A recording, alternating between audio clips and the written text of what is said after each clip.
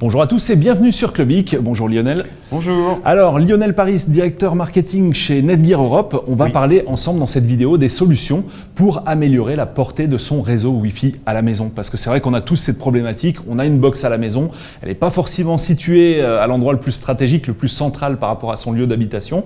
Et du coup, quand on se retrouve du côté opposé de la maison avec son smartphone ou sa tablette, parfois on ne capte plus. Ça coince. Oui. Alors, on va déjà parler des différentes solutions qu'on peut utiliser et on va commencer peut-être par la plus simple. Tout à fait. Alors voilà, ta box, tu veux vraiment étendre ton réseau, comment tu fais sans te prendre la tête avec un appareil vraiment plutôt bon marché, on va dire. Alors, moi je dirais même avant d'aller partir sur un produit, il faut vérifier un point qu'on ne pense pas, c'est le placement de la box. D'accord, première étape, on a peut-être plusieurs arrivées téléphone dans sa maison. Voilà. Toutes les prises téléphoniques de la maison sont éligibles. On pense souvent que c'est que celle de l'entrée. D'accord. Ce n'est pas du tout le cas. Celle de l'entrée est souvent excentrée par rapport à la maison. Donc du coup, le Wi-Fi se propage moins bien dans la maison. Okay. Donc des fois, tout simplement changer la box de cette prise de l'entrée. Première solution qui coûte rien pour le coup, il n'y a même pas d'appareil à acheter. C'est vraiment voir si on peut repenser l'emplacement de la box au sein du foyer. Voilà, tout simplement. Donc la première étape pour le coup qui ne nécessite pas particulièrement d'achat. Non, juste et après, si vraiment il n'y a pas cette possibilité-là, on a l'arrivée télécom arrive vraiment, on va dire, dans un coin de la maison et tu veux couvrir le coin opposé. Et on veut couvrir le coin opposé. Donc la deuxième solution, là, c'est de partir sur un répéteur. D'accord. Donc le répéteur, c'est un petit peu le copier-coller du Wi-Fi. On garde sa box, on met un répéteur en fin de signal de la box, mais pas trop non plus à la fin de manière à pouvoir couvrir. Et on va dupliquer le signal et l'envoyer à l'endroit où ce n'était pas couvert, tout simplement. Alors justement, la petite mise en garde là-dessus, quand on utilise deux points d'accès Wi-Fi qui ont exactement le même nom, donc ce qu'on appelle SSID, il va se passer quand même un problème. En fait, on l'a peut-être tous constaté pour ceux qui ont déjà essayé. On a son téléphone ou sa tablette et finalement, quand on passe d'un côté à l'autre de la maison, on va rester accroché parfois sur le signal le plus faible et on ne va pas accrocher la borne qu'on souhaiterait alors que pourtant on est juste à côté. Voilà, alors c'est vrai que ça c'est un point faible au niveau des périphériques mobiles. Ils gèrent mal la connexion d'un à l'autre des points d'accès. Quand ils ont le même nom, on précise bien. Quand ils ont le même nom, bien sûr. Donc c'est pour ça que nous, on recommande plutôt d'avoir des noms d'accès différents, de manière à pouvoir être sûr d'identifier sur lequel on est connecté, de manière à avoir toujours le meilleur résultat quand on se balade dans sa maison. Alors avec l'inconvénient que du coup, on doit parfois changer manuellement en fonction de l'endroit où on se trouve, ce qui est quand même un petit peu dommage. C'est un peu la contrainte du système aujourd'hui, c'est vrai. Donc ça, c'est une limitation du protocole Wi-Fi à l'heure actuelle. Est-ce qu'il y a quand même des périphériques qui se comportent mieux que d'autres à ce niveau-là? Alors, c'est vraiment en termes de clients qu'on va pouvoir adresser ce problème-là. Donc client, clairement, smartphone, tablette, ordinateur portable. Et dans les périphériques mobiles, notamment, on a certains constructeurs qui commencent à faire des efforts, à implémenter des choses nouvelles pour qu'on puisse adresser non seulement le nom du point d'accès, mais sa capacité de réception. L'intensité. Et il l'utilise comme une variable de manière à pouvoir basculer plus facilement de l'un à l'autre. Voilà, mais là, clairement, quand on ne peut rien faire concernant l'installation qu'on a à la maison, là, ça va être le périphérique qu'on utilise qui va bien se comporter ou non. Alors, quand le périphérique ne se comporte pas bien, du coup, smartphone ou tablette, là, quand même quand on utilise un répéteur, il est quand même conseillé donc d'avoir un autre nom de point d'accès. Nous, c'est ce qu'on conseille. Voilà. Mais là, par contre, dans ce cas-là, si tu as deux points d'accès qui ont un nom différent, pour le coup, il faut que tu lis les deux d'une certaine manière. Ils seront de toute façon sur le même réseau. Donc, ils pourront communiquer ensemble. Donc, ton point d'accès va se comporter à la fois comme un client, il va chercher le réseau et il va le redistribuer à partir avec un autre nom. Tout à fait. Donc là, pour le coup, ça nécessite rien entre les deux. Il faut juste que tu sois apporté quand même suffisamment du premier point d'accès. Il faut que le signal Wi-Fi de la box d'origine, on soit bien dans cette bulle-là, avec une puissance de signal qui peut être au maximum à 40%, on va dire. Il faut toujours que ça puisse émettre considérablement.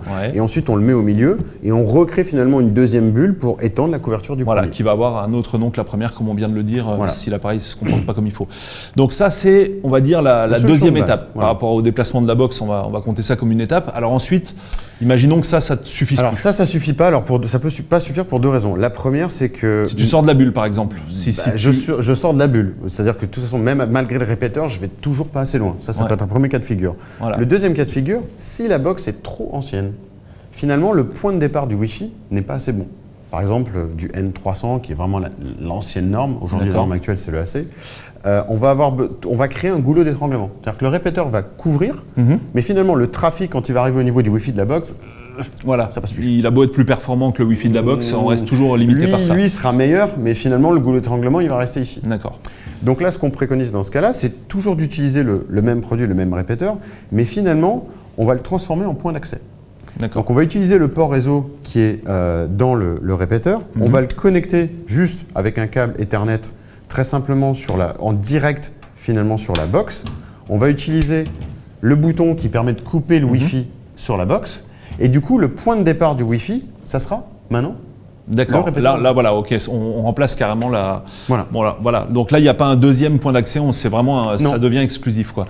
Maintenant, si tu veux utiliser une solution secondaire, avoir un deuxième point d'accès chez toi, mais que tu veux le placer à un endroit qui est en dehors de la portée de ta box. Par exemple, donc là, clairement, on peut plus se contenter de répéter. Voilà. Donc quelle est la jonction qui va se faire entre les deux? Là, on va utiliser une autre technologie. Cette fois-ci, on va mélanger deux technologies. On va utiliser le CPL. Voilà. Parce que dans le cas que tu viens de dénoncer, on a besoin d'aller d'un étage 1, par exemple, à un étage 2. J'ai beau faire du Wi-Fi très puissant, au bout d'un moment, un mur de béton.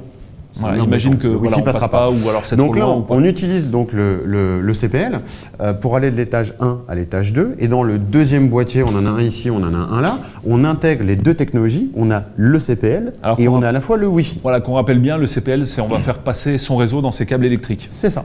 Voilà. Donc là, j'ai plus de problème de portée de performance puisque finalement, chaque prise électrique devient un point de connexion. Alors après, du coup, tu as le problème de la vétusté des câbles, la longueur du réseau électrique dans ta maison, etc., qui vont être des variables pour le coup sur lesquelles on n'a pas forcément la main. Comme en Wi-Fi, il n'y a pas de solution parfaite, mais ça laisse une alternative. Après, à voir dans le foyer quelle est la meilleure. Donc là par contre, c'est des appareils qui se vendent en couple plutôt. C'est ça. Donc tu vas avoir la partie Wi-Fi et la partie CPL ça par exemple qu'on va mettre près de la box. On va relier ça en réseau. Voilà, de la même manière que je l'ai fait avec l'autre boîtier, on va connecter le premier en direct sur la box en Ethernet. Voilà. Ensuite, on va aller à l'étage, on va prendre le deuxième boîtier qu'on va connecter au mur. On va pouvoir mettre n'importe où pour le coup, ça passe par le courant électrique. On le met n'importe où, il est relié avec un câble invisible qui est donc le câble électrique sur la box et on a un deuxième point d'accès à l'étage. Ok, très bien. C'est une autre façon d'agrandir la couverture. D'un côté, avec les répéteurs, j'étends quelque chose qui existe, je ne l'améliore pas, j'étends.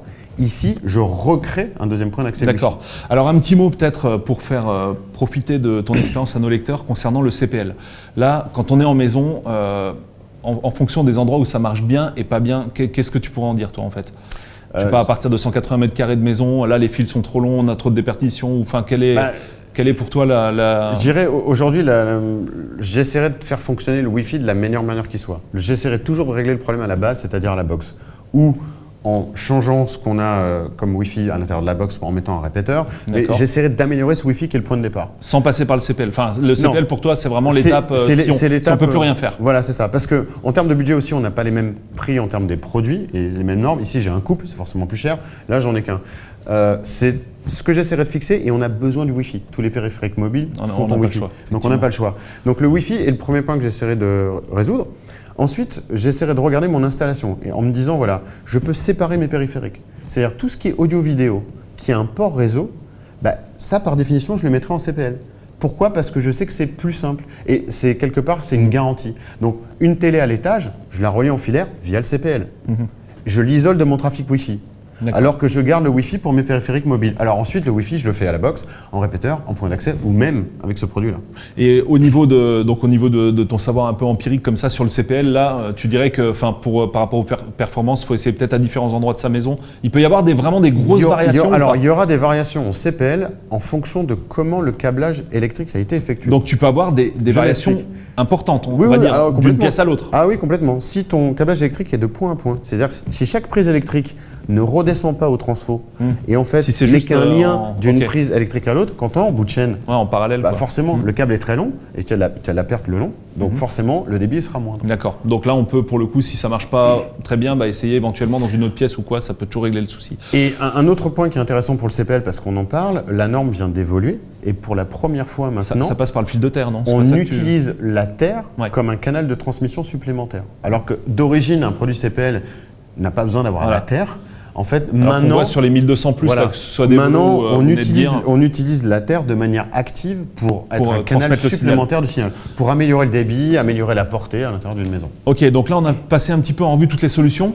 Maintenant, il y en a une autre Alors le routeur, c'est vrai qu'on n'a plus beaucoup l'habitude actuellement d'utiliser les routeurs à mesure que les box se sont perfectionnées comme elles le sont aujourd'hui.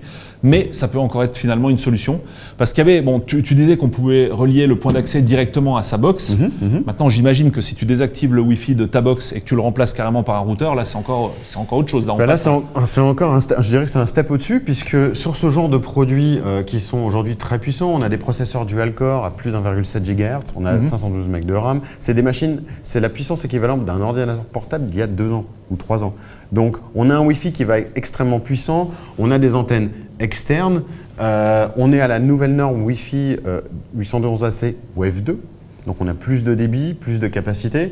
Alors là, une idée des débits par rapport aux box actuelles. La meilleure des box actuelles, je sais pas, c'est. Alors la meilleure des box actuelles, non, il y a une petite évolution sur du AC750, mais c'est vraiment l'entrée de gamme de la norme AC, sachant que c'est le premier débit de cette norme. L'AC aujourd'hui, ça va jusqu'à plus de 2 Go 4. Et là, tu es à combien au max sur les box d'un fournisseur, la meilleure box? La meilleure box, elle est à 750. Ok. 750 mégas, 2 Go 4. Sur ce produit-là, je suis à 2 Go 6 pour donner un ordre d'idée. Donc ça n'a absolument rien à voir. La grosse différence, c'est que ces produits-là vont être capables de répondre aux besoins d'aujourd'hui en termes de nombre de connexions simultanées.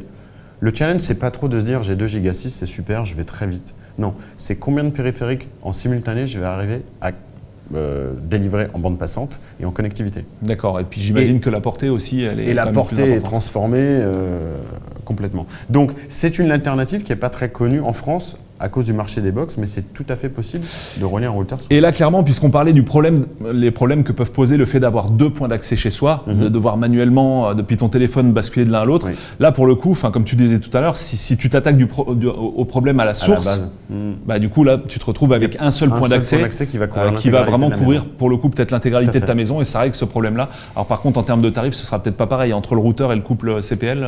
Bien évidemment. Ici, on a des répéteurs avec une gamme de prix qui va de 50 €. Par exemple, jusqu'à, on a plusieurs produits, on va jusqu'à 90 ou 129 €. Ici, dans le CPL Wi-Fi, on est dans les 149 €. Là, on est sur des produits qui vont de 200 à 500 €, j'en ai plusieurs. Donc là, c'est plus le même budget, quoi. Mais bon, après, c'est...